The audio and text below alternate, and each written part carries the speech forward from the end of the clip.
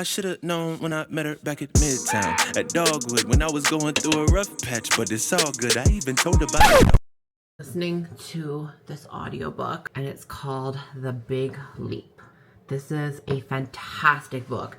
It's about mindset shifts when you hit your limit of success. Why would people do that? We do it all the time. We do it when it comes to wanting to achieve something and saying, oh, well, you know, I would, but this, I would, but that. There's always going to be something. You can't live your life in the rearview mirror. Just remember that regardless of what happened in the past, do not allow those narratives to stop you and prevent you from getting to where you deserve to be and where you want to be. I was someone that would always move with fear. I didn't grow up in a circumstance where I had a lot of stability. I've been on my own for a very long time. So something for me was stability meant everything, whether it was financial stability, whether it was just housing, whatever the case may be.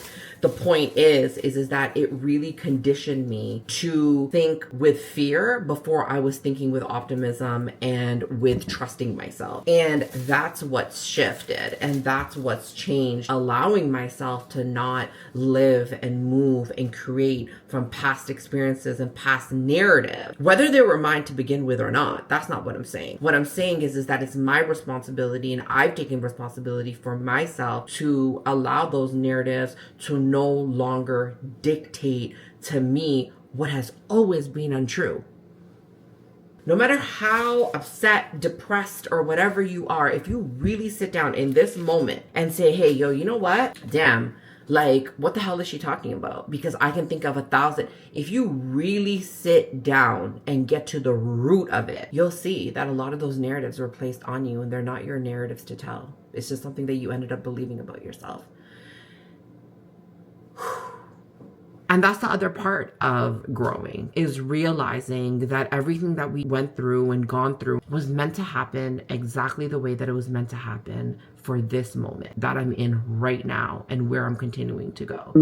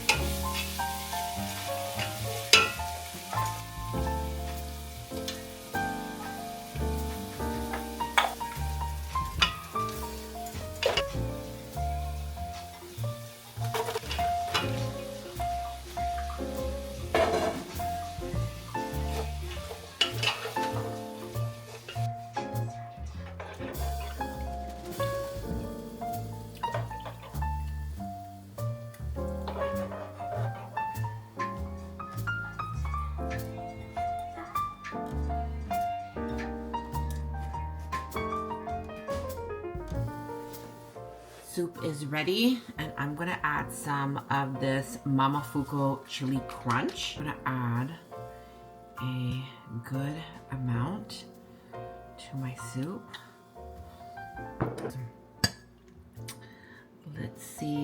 taste, it just elevates everything. Everything. This is such a hearty soup. And what I love about it is it's simple and you can use whatever's in the fridge. I used to use the roasted chicken that we got from Costco the other day. I love how I kept the vegetables nice and thick. I like it to be a hearty soup, and then that way it feels like a complete meal. I'm gonna go sit down with John. We're gonna have dinner and call it a night. Y'all have a good night. I'm gonna take my soup and go.